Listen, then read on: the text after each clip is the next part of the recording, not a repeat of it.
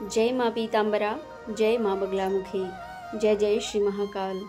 भक्तजनों, 28 मई 2024 में देवी ज्ञानेश्वरी गोस्वामी जी की गुरु माता और जन्मदाता माँ एक ही हैं और इनका आज दिव्य पूजन अर्चन बंदन है।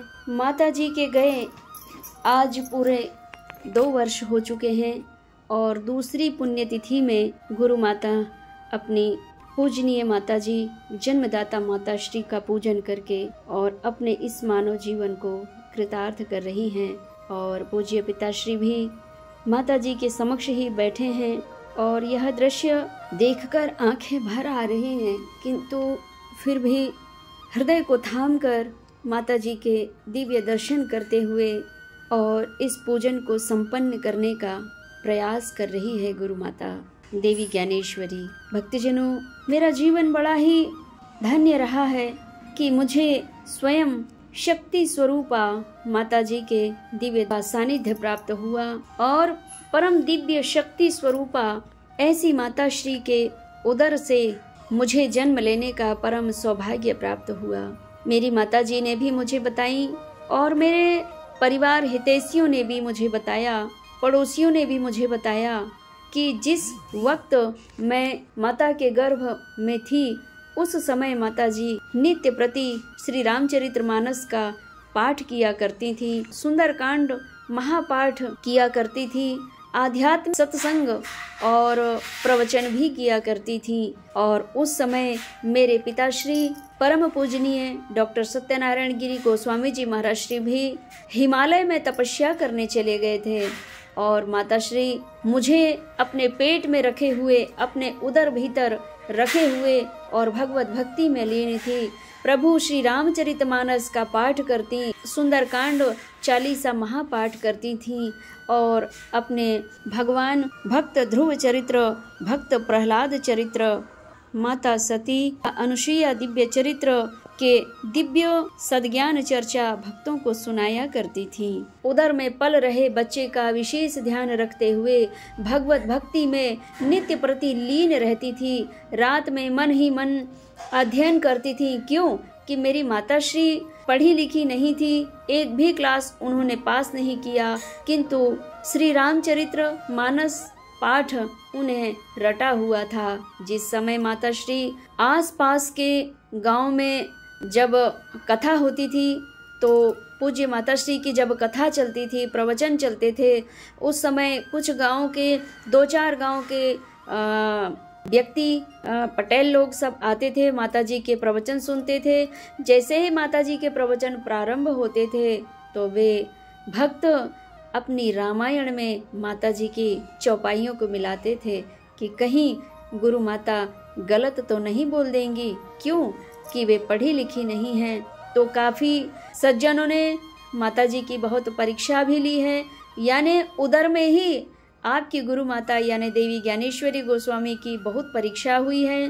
तो जब मैं उदर में थी, माताजी के पेट में थी, उस समय मेरी माता ने भी अनेक परीक्षाएं दी हैं और सारी परीक्षाओं में पास हुई हैं। जिस समय माता गुरु माता मेरी पूजनी माता श्री प्रवचन देती थी तो सभी भक्त में से कुछ भक्त ऐसे थे जो प्रवचन की लाइन में चौपाइयों की लाइन को मिलाया करते थे कि माताजी कहीं झूठ तो नहीं बोल देंगी, गलत तो नहीं बोल देंगी, क्या ये वाकई में चौपाई सही बोल रही हैं। तो इस प्रकार माताश्री ने अनेक पेपर देते हुए अनेक परीक्षाओं में समाज के सामने पास हो करके और मुझे फिर जन्म दिया।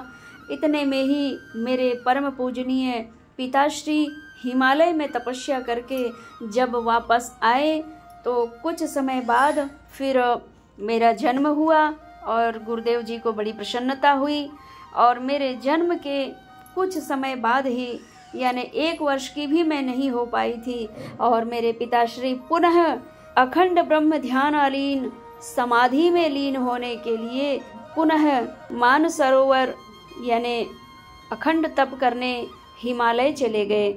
और फिर पूजनीय पिताश्री 5 वर्ष की जब मैं हो गई तब फिर पिताश्री का वापस लौटना हुआ।